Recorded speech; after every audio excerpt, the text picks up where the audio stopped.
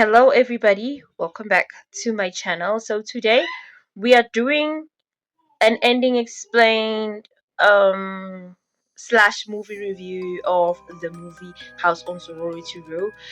This is a typical whodunit slasher, but it's not like this woke slasher that it became, like the self-aware slashers that come after it, like your Scream and everything.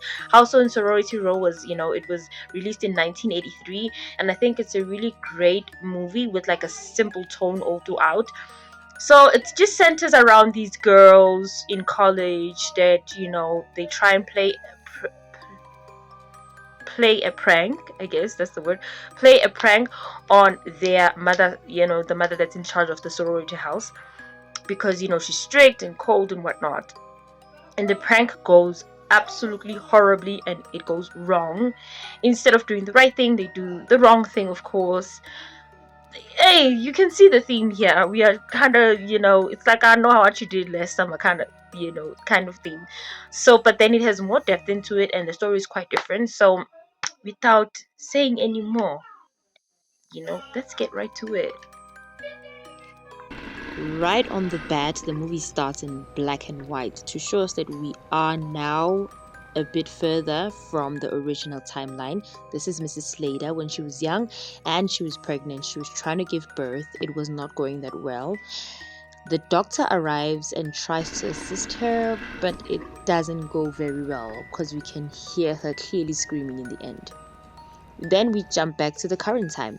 Mrs. Slater owns a sorority house full of girls, and these girls are graduating college. And these girls are just set on having a party while Mrs. Slater is gone.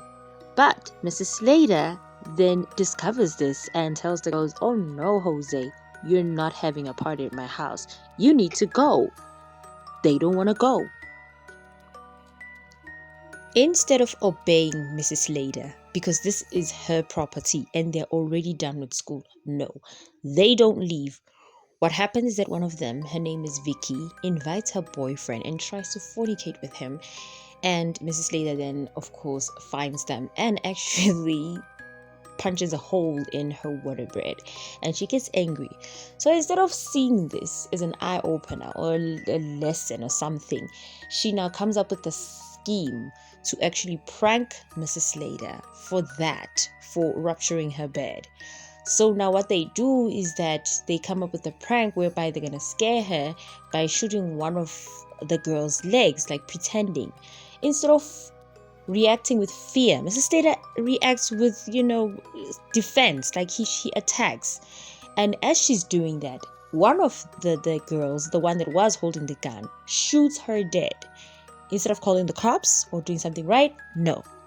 They think, no, we have a party coming up. Let's cover up the body. Not because they don't want to go to jail, because they really want this party to go on. You can already tell how this is gonna go, okay? Some people are gonna be anti hide the body, some people are gonna be pro hide the body. So one of those people who doesn't want to like hide the body and hide the evidence, her name is Catherine. She tries to reason with the girls, but the girls are really selfish, and in the end she's outnumbered, and the decision is now taken that the body is gonna be hid. Okay, that's taken care of. The owner of the house is taken care of, dead.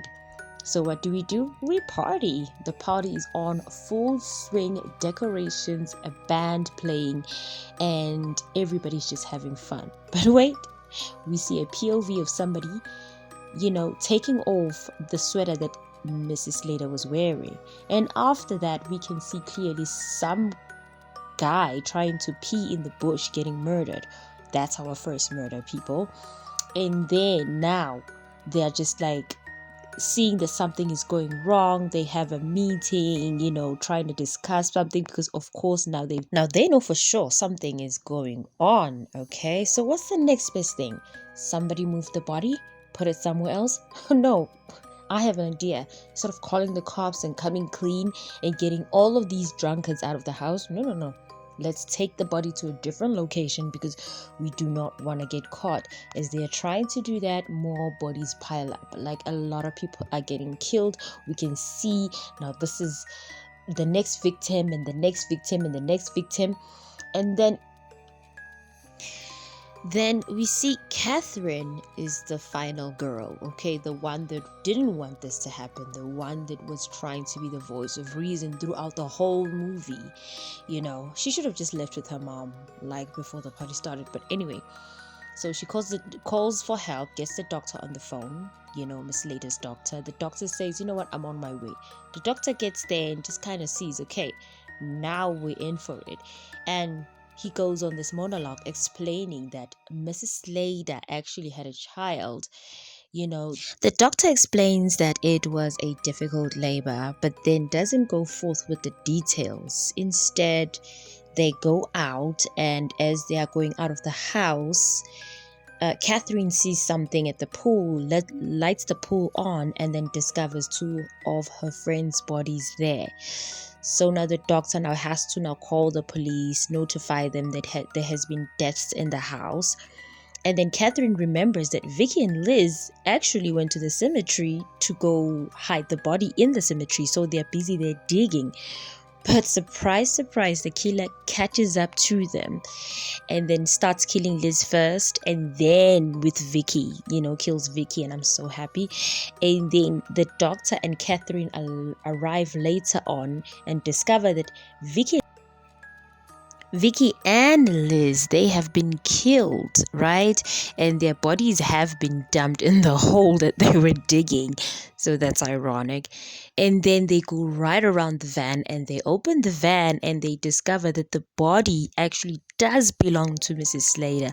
So now it cancels out the theory that she's been the one doing all of these murders. So on the way back to the house, the doctor sedates Catherine and then starts, you know, with his monologue explaining that Miss Slater was actually in an experimental procedure to have a child, but because it was so experimental, he gave her certain drugs that made the child have so many abnormalities and deformities. So every day, like every year on the 19th of June, Mrs. Slater then takes Eric from, okay, his name is Eric, takes Eric from the institution so that he can visit, so that she can spend time with him. So now they killed his mother and had a party in the house while her dead body was there. Of course, he was afraid. Of course, he was confused. That's why he kept killing, because he was confused, he was scared, and they deserved it. So the doctor gets killed off first, and then Catherine tries to kill him, but he then opens his eyes at the end. Ambiguous ending. Thank you guys for watching. Subscribe to my channel, like, share, and subscribe and comment. It really helps me out. Thank you so much. See you in the next one. Bye.